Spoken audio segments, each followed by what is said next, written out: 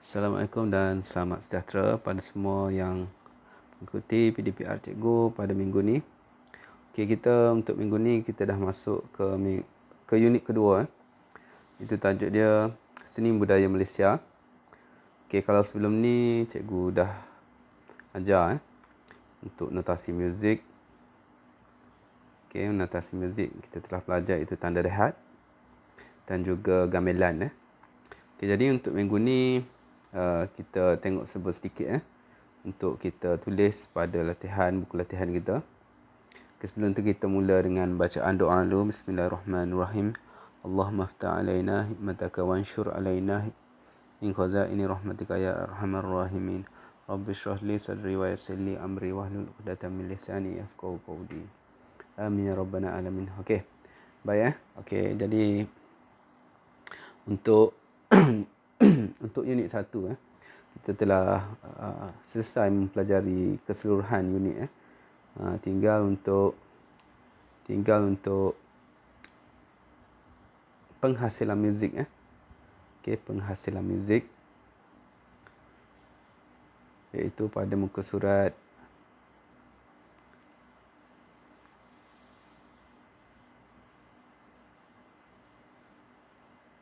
penghasilan muzik pada muka surat 18. Jadi yang ni perlu buat dalam bentuk kumpulan untuk menghasilkan satu permainan mencipta irama mudah. Okay, jadi dia ada petunjuk. Okay, keperluan peralatan. Kalau yang mana ada kat rumah sekarang ni, bolehlah cuba buat. Okay, keperluan dia adalah satu cup. Cup yang jenis plastik ataupun kertas. Dan satu pinggan polystyrene ataupun plastik lah. Okay, jadi cup tu merujuk kepada tanda crochet. Okay. Di mana tanda crochet ni kita perlu tepuk lah. Okay, tanda rest crochet yang diwakili oleh pinggan plastik. Okay, jadi aktiviti dia, cara bermain, bahagikan murid kepada kumpulan kecil selama 4 orang dalam satu kumpulan. Okay, seterusnya nombor 2, aturkan 4 cawan kertas dan 4 piring kertas di atas meja yang disambung. Kumpulan yang seterusnya akan menepuk ciptaan irama kumpulan yang satu lagi. Ulang aktiviti dengan corak irama baharu bersama-sama kumpulan lain. Okay, dan yang terakhir sekali, murid juga boleh menggunakan perkusi lain selain perkusi badan. Selain perkusi badan maksudnya selain daripada tepuk tangan, kita boleh juga guna stick ke, guna sudu ke. Jadi kalau kita tengok kat situ, pada gambar rajah yang ada murid sedang beratur tu, dia letak satu cup, satu cawan dan juga satu piring kertas. Jadi maksudnya pada note yang pertama tu, kalau cawan di depan dahulu, awak mesti tepuk 1. Okey. Yang kedua tu rest. Okey, sekarang ni meja tu mewakili bar. Okey.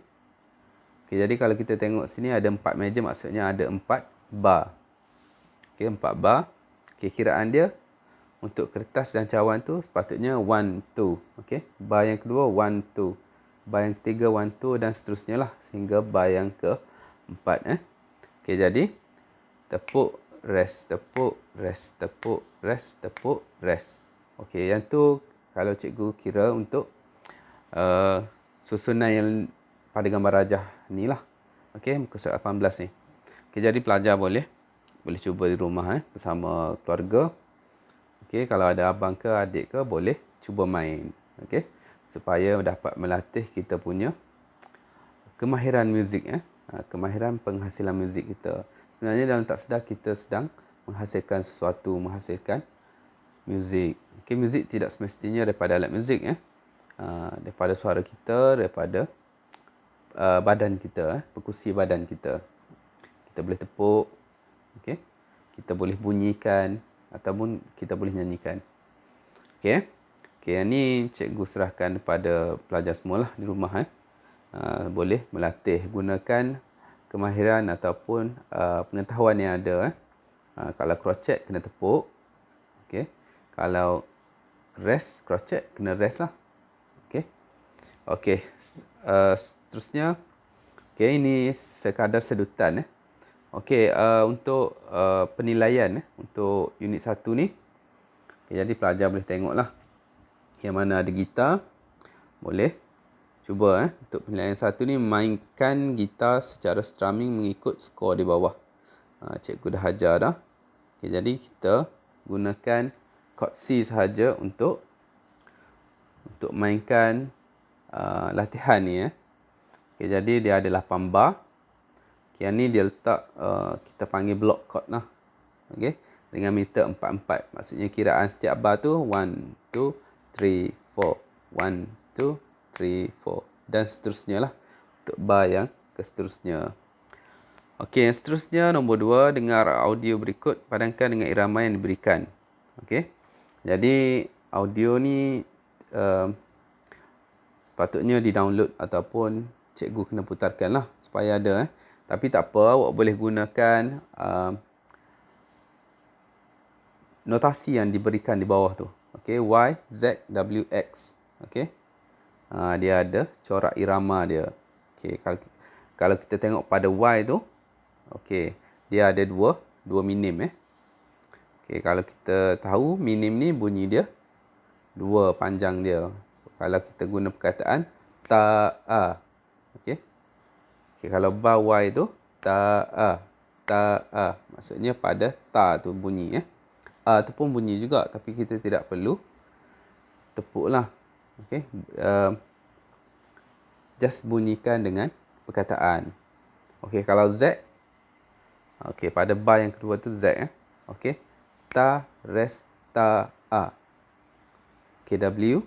Ta, a. Okey. Ataupun kiraan dia 1, 2, 3. Okey, 4. 1, 2, 3, 4. Okey. Pada 3 tu dia ada 2 bunyi. 1, 2, ta, a. 3, a. Okey. Okey, pada bar X. Okey. 1, rest, 3, rest. Okey. Ataupun ta, rest, ta, rest. Alright. Okey, yang tu kita boleh cubalah. Okey, yang seterusnya, berikut merupakan audio alat muzik daripada sebuah persembahan gamelan. Namakan alat muzik yang digunakan dalam persembahan tersebut dan senaraikan mengikut klasifikasi alat muzik. Okey, jadi yang ni pelajar perlu tengok balik apa yang kita dah belajar. Okey, tengok balik pada buku teks. Okey. Jadi apa maksud chordophone, apa maksud aerophone, membranophone dan idiophone. Okey. Jadi yang ni perlu dibuat dalam buku latihan supaya kita dapat ingat dengan baik. Sekadar baca mungkin kita mudah lupa, tapi bila ditulis dia akan jadi lebih ingat. Okey, tanpa buang masa lagi, kita masuk ke unit 2. Okay, unit 2, seni budaya Malaysia. Okay, dalam merajah tu ada satu alat muzik. Satu alat muzik yang berwarna merah, kuning. Dia campur-campur warna. Kalau kita tengok dia seperti rebana, tapi dia bersaiz besar. Okay, ini dipanggil rebana ubi. Okay, jadi pelajar perlu ingat apa yang cikgu bagi tahu ni. Ini adalah rebana ubi. Gambar rajah tersebut. Okey, seterusnya kita tengok standard pembelajaran. Okey, menyanyikan lagu secara ensemble daripada pelbagai repertoire. Okey, seperti unit yang pertama juga, dia masukkan ke 5 bidang. Bidang nyanyian, ensemble alat muzik, penghasilan muzik, apresiasi muzik, notasi dan penulisan muzik. Okey. Okey, jadi pada hari ini, pada kali ini kita akan tengok balik untuk nyanyian ensemble. Nyanyian ensemble. Nyanyian ensemble. Okey. Untuk nyanyian ensemble ni dia ada beberapa tata cara ataupun disiplin yang perlu kita patuhi. Okey. Sama muzik, dia masuk kepada posture dalam nyanyian. Okey, apa itu posture? Posture penting dalam teknik vokal. Posture yang baik dapat membantu pernafasan serta meningkatkan mutu pengeluaran suara. Terdapat dua posture yang lazim dalam aktiviti nyanyian, iaitu posture berdiri dan posture duduk. Okey. Alright. Okey, jadi kita tengok tip pantas dia tu. Okey, ada seorang lelaki yang berdiri di hadapan cermin. Berlatih postur berdiri yang betul di hadapan cermin. Okey. Bila kita berlatih, seeloknya kita tengok cermin lah. Okey, supaya kita tahu keadaan badan kita tegak ataupun tidak. Kita tidak boleh membongkok. Ataupun kaki kita berdiri sebelah kaki, tak boleh. Kita mesti berdiri dengan tegak. Berdiri dengan dua belah kaki. Okey, jadi kita tengok postur berdiri. Okey, kepala dan leher pandang ke hadapan, posisi lazim seiring dengan tulang belakang. Okey, nombor 2, badan tegak dan mendada. Yang ketiga, tangan di sisi secara rileks. Okey, nombor 4, lutut rileks dan tidak kaku. Okey, nombor 5, kaki direnggangkan sedikit dan sebelah kaki ke hadapan sedikit untuk mengawal keseimbangan badan. Okey, jadi ini adalah teknik yang perlu kita lakukan, yang kita perlu latih. Okey. Kerana nyanyian ni sering kita gunakan untuk nyanyian lagu negaraku, lagu negeri dan juga lagu sekolah. Okey. Tunjukkan bahawasanya kita mempunyai pengetahuan tentang posture untuk menyanyi. Okey, jadi perlu praktik ataupun dilatih lah. Okey, seterusnya kita pergi kepada latihan pemanasan suara. Okey, latihan pemanasan suara ni kalau kita tengok dia ada berapa bar? Ada 4 bar. Okey, yang ni kita dah belajar note apa yang dia guna. Okey, rest apa yang dia guna. Okey, apa maksud di sebalik bar tu. Okey, dia gunakan meter 4 bermaksud ada 4 crochet dalam satu bar. Okey. Okey, pada hujung sekali kalau kita tengok ada tanda bertitik 2 iaitu simbol ulangan. Okey, nyanyian ni mesti diulang sebanyak 2 kali.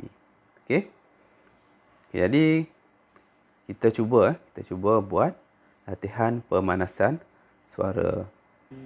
Okey, Okey, jadi bunyi dia 3 4.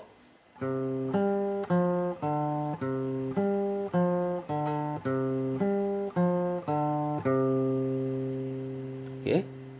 Jadi bunyi dia pandang ke depan. Pandang ke depan, tegak kaki jaga. Okey, sekali lagi. Okey, sekali lagi Alright. Tadi cikgu praktis, ada salah. Biasa kita praktis Okay, jadi cikgu rekod secara live. Okey, jadi kalau awak perlu ulang lah, ikut yang betul Okey, ready? 1 2 3 4. Pandang ke depan, badan tegak, kaki jarak. Alright. Okey, jadi yang tu sepatutnya kita ulang 2 kali. Kita cuba sekali lagi. Pandang ke depan, badan tegak, kaki jarak. Pandang ke depan, badan tegak, kaki jarak. Okey, good Okey, jadi bagus Okey, jadi kita perlu latih untuk pemanasan suara sebelum kita masuk ke lagu Keutuhan Bangsa. Okey, lagu Keutuhan Bangsa ni cikgu akan upload secara berasingan untuk audio dia. Okey, jadi pelajar perlu dengar terlebih dahulu sebelum menyanyikan. Okey, jadi audio dia ada 3 audio. Okey, jadi cikgu akan sertakan lagu Keutuhan Bangsa Walker. Okey, awak boleh dengar dan cuba nyanyi bersama-sama. Okey, dan seterusnya lagu Keutuhan Bangsa -1. Okey, nyanyian secara karaoke. Okey, jadi sebelum kita pergi ke nyanyian, kita buat sedikit analisis untuk skor. Okey, jadi kalau kita tengok sini, lagu ni, lagu dan lirik ditulis oleh Yusri Hussein. Okey, tempo dia 110. Okey, jadi lagu 110 ni agak laju, tapi tidak, dia secara sederhana lah. Tidak terlalu laju, tidak terlalu perlahan. Okey, jadi kalau kita tengok, kita kira bar dia. Ada berapa bar lagu ni? Okey, berapa kali pengulangan ataupun sekali lalu sahaja lagu ni. Okey, jadi kalau kita tengok penanda bar. Okey, kalau kita tengok ada penanda bar, iaitu nombor di tepi bar tu. Okey, tepi bar tu ada nombor. Okey, ini adalah nombor bar.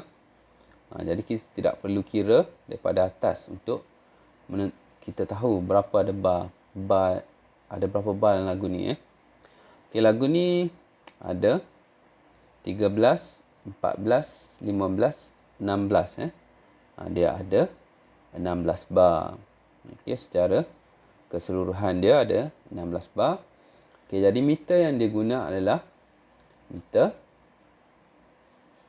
4/4. 4/4 ni maksudnya kiraan dia ada 4 crochet dalam satu bar. Okey, 4 crochet dalam satu bar. Okey, key yang dia guna adalah E flat. Okey, E flat nanti pada tingkatan 2, pada tingkatan 3 kita akan belajar E flat. Okey, jadi yang tu tak perlu. Okey. Okey, lagu ni dia menggunakan, kebanyakan note dia gunakan note quaver. Okey, note quaver. Note minim. Okey, note crochet bertitik. Dan juga note semi quaver. Okey, jadi nanti bila belajar bersemuka nanti cikgu akan tunjukkanlah. Okey, apa itu note semi quaver. Dia sama macam quaver tapi dia ada dua bendera. Kalau kita tengok nanti ini adalah note semi quaver. Di sebelah kanan ni adalah note semi quaver. Kalau sebelum ni kita belajar note semi quaver, note quaver dia tak bersambung. Tapi dalam skor lagu ni dia bersambung. Kerana untuk senang untuk kita baca. Bila ada sambungan tu kita senang kira dan senang untuk kita baca. Okey, jadi lagu ni cikgu akan send dalam grup lah. Okey, jadi kita boleh sama-sama menyanyi. Okey, jadi yang seterusnya kita masuk sedikit kepada ensemble muzik. Ensemble muzik. Okey, kalau sebelum ni kita dah belajar chord C untuk alat muzik gitar. Okey, jadi kita baca sedikit tentang gitar. Okey, untuk yang ni dia bagi tahu penjagaan gitar, macam mana kita nak menjaga gitar kita supaya dalam keadaan yang sedia untuk kita mainkan. Jadi gitar ni perlu dibersihkan setiap kali selepas bermain. Okey, itu adalah yang penting lah. Okey, gilap gitar menggunakan bahan penggilap. Okay, seterusnya bersihkan gitar dengan kain yang lembut. Okey, last sekali, kendurkan tali gitar sekiranya tidak digunakan untuk jangka masa yang panjang. Okey, yang ni perlu dipraktis. Okey, jadikan satu tabiat. Okey, seterusnya letakkan gitar pada tempat yang betul. Kita perlu letakkan pada gitar stand apabila tidak digunakan. elakkan daripada menyandarkan gitar atau meletakkan gitar di atas lantai. Seterusnya, simpan di tempat yang kering. Jauhkan gitar daripada keadaan suhu yang panas. Okey, yang terakhir sekali, gunakan gitar case untuk menyimpan gitar. Okey, jadi gitar ni dalam keadaan tegak, okey, dia menggunakan gitar stand. Okey, gitar case ni pula adalah gitar yang tempat letak gitar ataupun beg gitar. Beg gitar yang keras tu.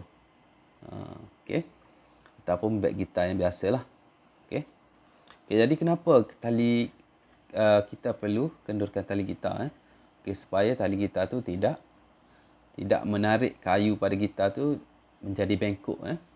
Neck gitar ni senang bengkok kalau kita biarkan dalam keadaan yang talinya tegang dan kita tidak gunakan. Okay, jadi satu lagi, jangan letak gitar ni di tempat yang panas kerana boleh mengakibatkan kerosakan pada gitar tu. Ataupun tempat yang ada air. Tak boleh gitar diperbuat daripada kayu. Okay, kayu tu akan kembang ataupun kayu tu akan mengecut kalau terlalu panas. Dan kualiti gitar, bunyi pada gitar tu tidak akan eloklah untuk jangka masa yang panjang. Okay, jadi kita perlu jaga kerana kita membeli dengan harga yang mahal gitar. Sebuah gitar tu kita beli dan kita tunjukkan kita punya apresiasi ataupun kita punya rasa sayang pada alat muzik tu kerana kita dapat belajar dan juga main dengan alat muzik tu. Jadi kita perlu hormat seperti buku lah. Kita tak boleh pijak ataupun langkah. Okey. Okey, jadi seterusnya hari ni kita akan belajar chord G. Okey, chord C awak dah tahu. Semua sekali dah tahu. Okey, jadi hari ni kita akan tengok chord G. Okey, kita tengok diagram Diagram. Okey, yang ni kita panggil diagram. Untuk rajah 2.1 ni kita panggil diagram. Okey. Jadi diagram ni macam mana nak tengok macam mana nak belajar baca diagram Okey, diagram ni kalau kita tengok dari kanan ke kiri mewakili nombor Okey, nombor tali Okey, di sebelah kanan cikgu. Okey, di sebelah kanan awak tengok ada nombor 4 tu.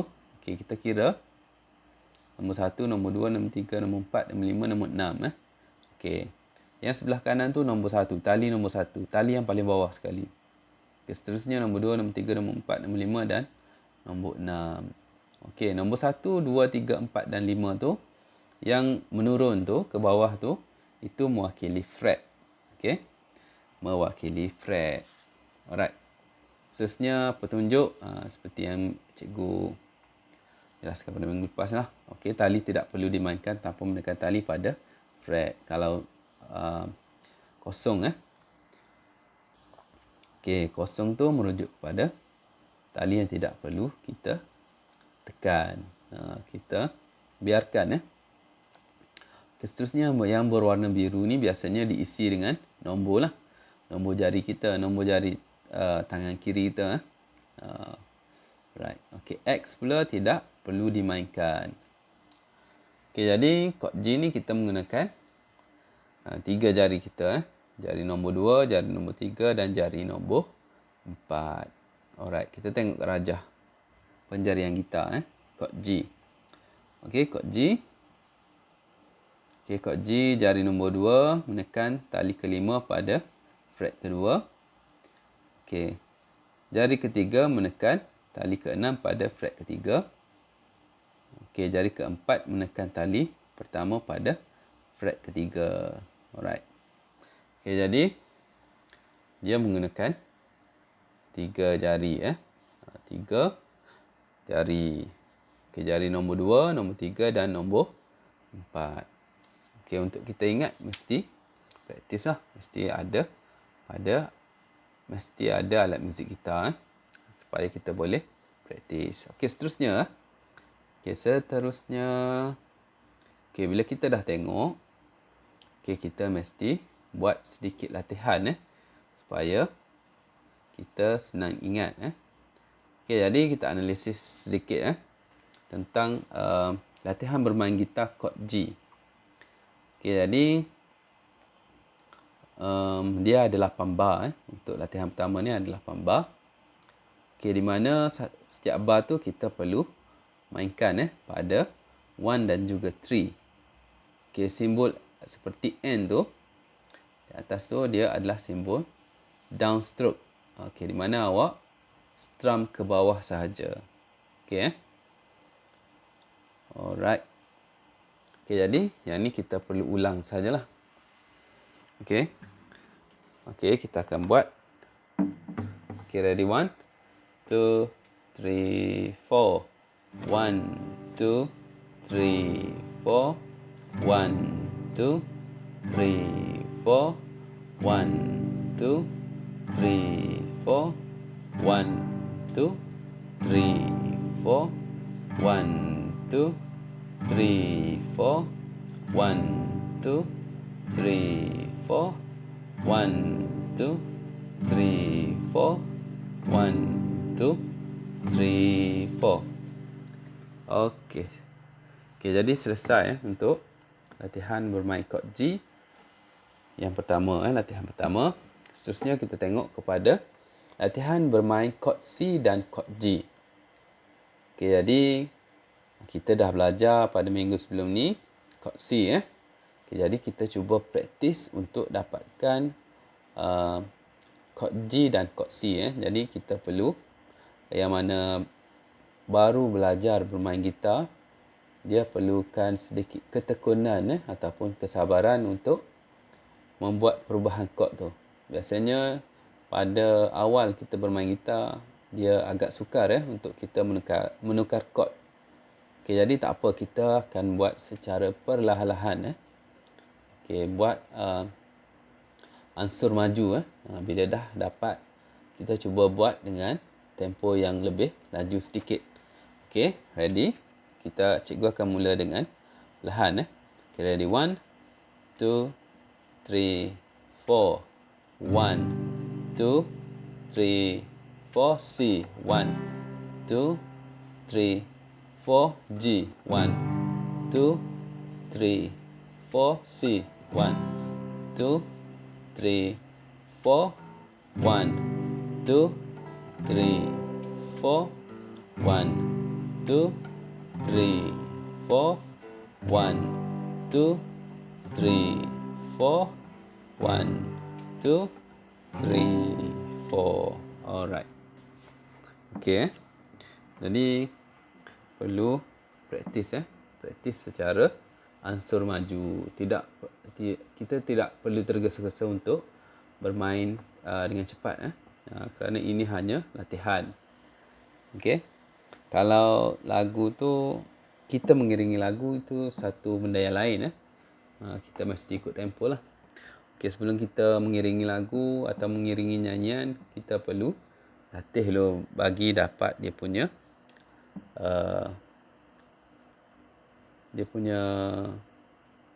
ansur maju tu. Di mana kita dapat menukar chord dengan cekap lah.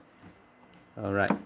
Okey, seterusnya untuk latihan bermain chord C dan G.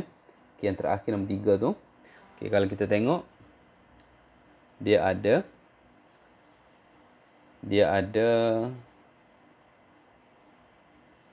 8 bar juga. Okay, di mana bar pertama semuanya chord G. Okay, yang ni dia main semuanya downstroke. Okay, strumming secara downstroke, ke bawah sahaja, mengikut kiraan tempo. Okay, contoh cikgu buat. Okay, ready? Bar pertama. 1, 2, 3, 4. Okay, itu bar pertama. Bar kedua. 1, 2, 3, 4. Okay, bar ketiga. 1, 2, 3, 4. Bar keempat. 1, 2, 3, 4. Okay, jadi pada latihan ketiga ni, dia dah latih kita untuk main secara keseluruhan kiraan ataupun keseluruhan krocet tempo pada setiap bar tu lah. Okay, jadi yang ini melatih kita untuk lebih mahir ataupun lebih peka bila nak tukar, bila nak petik. Koordinasi tangan kanan dan juga tangan kiri. Yang ni dia melatih kedua-dua belah otak kita supaya lebih cenderung dan lebih peka. Okey, sekali lagi kita akan cuba mula dengan 4 bar yang pertama dulu. Okay, ready? 1, 2, 3, 4. 1, 2, 3, 4. 1, 2, 3, 4. 1, 2, 3, 4. 1, 2, 3, 4. Alright. Okay. Okey, seterusnya kita pergi kepada 4 bar yang seterusnya di bawah tu. Okey, yang ni kalau kita tengok setiap kiraan kiraan 1, 2, kiraan 1 tu adalah kod G, 3, 4 kod C. Yang ni lagi cepat. Yang ni dia memerlukan kecekapan yang tinggi. Tapi tak apa, kita akan buat secara perlahan. Okey, ready? 1, 2, 3, 4. 1, 2, 3, 4. 1, 2, 3, 4. 1, 2, 3, 4. 1, 2, 3, 4. Alright. Okey, jadi selesai untuk latihan nombor 3. Jadi seterusnya kita masuk ke muka surat yang seterusnya. Okey, latihan bermain kod. Okey. Okey, latihan bermain kod ni dia ada 8 bar juga. Okey, kalau kita tengok pada bar ke-7 dan ke-8 tu dia ada house ataupun perumah, di mana kita perlu ulang lagu ni. Okey. Kalau kita tengok dia ada bar yang ke-7 tu ada simbol untuk ulangan. Start dengan bar yang kedua dan bar yang ke-7, di mana lagu ni perlu diulang. Okey. Okey, jadi lagu ni dia ada pick up bar. Okey, jadi meter dia 4/4. Okey, ready? 1, 2, 3, 4. Tada. Okey, ready? Sekali lagi. 1, 2, 3, 4.